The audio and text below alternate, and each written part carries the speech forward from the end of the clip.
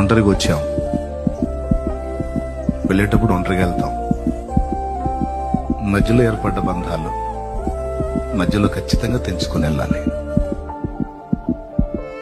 ఈ తాత్కాలిక అనుబంధానికి జీవిత సర్వస్వం దాసత్వం చేసి దేవుణ్ణి కూడా పక్కన పెట్టేంత మూర్ఖత్వం ఎందుకు?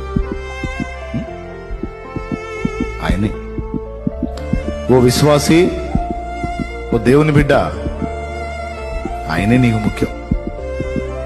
సేవకుడా, సేవకురాలా, దైవజనుడా, దైవజనురాలా, ఆయనే నీకు మెయిన్. పరిచర్య చేస్తున్న పరిచారకుడా, పరిచారకురాలా, దేవుడే నీకు మెయిన్. ఆయన నాశించి నేను వస్తానన్నా. బాధలు, ఇరుకులు, ఇబ్బందులు, సమస్యలు, అప్పులు, తెప్పులు ఇవన్నీ మావులే. అవన్నీ అనుమతించిన వాడే తీసేస్తాడు. అవన్నీ నాకు గొప్ప కాదు, లేకపోతే అవన్నీ నాకు ఎక్కువ కాదు, తీసేస్తాడు ఆయన.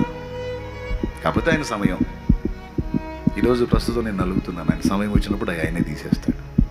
అవి కాదు, నాకు ఆయనతో స్నేహం కావాలి, ఆయనతో సహవాసం కావాలి, ఆయనతో సహజీవనం కావాలి. అందుకన్నా నేను ఆయన నాశించే చర్చికి వస్తాను. యేసుప్రభు కావాలా, ప్రాణం కావాలంటే యేసుప్రభు ఏమన్నా ఆ శాలేమన్నా కూటమి పెడితే పోయి కూర్చున్నాను, కానీ అసలు నాకేం తెలియదు, నాకు యేసుప్రభు వద్దే, నన్ను వదిలిపెట్టి దండం పెడతా, పోతాను బాబా అనే రకాలు అయితే నువ్వు, నీకు అసలు ఆ పరిస్థితి ఎదురుగా నీడు.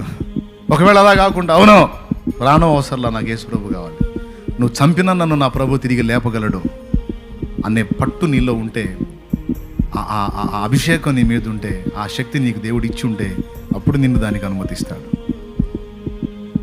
అది అందరికీ వచ్చేది కాదు. అలాగే ఏవుకు వచ్చిన సమస్యలు కూడా అందరికీ రావు. అలాగే పౌలుకు వచ్చిన అనుభవాలు అందరికీ రావు. నీ అంతస్తు నీదే, నా అంతస్తు నాదే. పౌలు అంతస్తు పౌలుది, ఏబు అంతస్తు ఏబుది, యేసయ్య అంతస్తు యేసయ్య. అయితే ఒకటి కన్ఫామ్, మీరు సహించగలిగినంత మాత్రం మీకు అనుమతించబడింది. అదైతే ఖాయం. ఇంతవరకు ఎంతమందికి అర్థమైంది? పనికిరాననుకున్నావు, ఆయన వదిలిపెట్టలా. ఆ కృప నిన్ను వెంటబడి, ఏం కాలేపా, లే నడు అని ఈ రోజుకి నిన్ను ధైర్యం చేసి ముందుకు నడిపిస్తుంది ఆ కృప. నిన్ను బలపరిచింది ఆయన కృప. నేను నిన్ను ఆశీర్వదించబోతున్నాను. ఇప్పుడు నవ్వుతున్న వాళ్ళని చూసి నువ్వు కృంగిపోవద్దు. ఇప్పుడు నీ దీన మనసును బట్టి నీ మీద సాగించుకుంటున్న వాళ్ళని చూసి నువ్వు కలత చెందొద్దు, నువ్వు కృంగిపోవద్దు, నువ్వు అధైర్యపడొద్దు, నువ్వు విచారపడొద్దు, విస్మయం అందొద్దు. నేను నీకు నియమించిన తగిన కాలం ఒకటి ఉంది. అప్పటిదాకా నా బలమైన చేతి కింద దీన మనస్సు కలిగి ఉండును. నీకెందుకు అట్లుండో చెబుతా. నీకు నేను నిర్ణయించిన కాలం ఒకటి ఉంది. అది నేను నీకు తగిన కాలంగా డిసైడ్ చేశాను. ఆ కాలంలో ఆ కాలములో నేను నిన్ను హెచ్చించబోతున్నాను.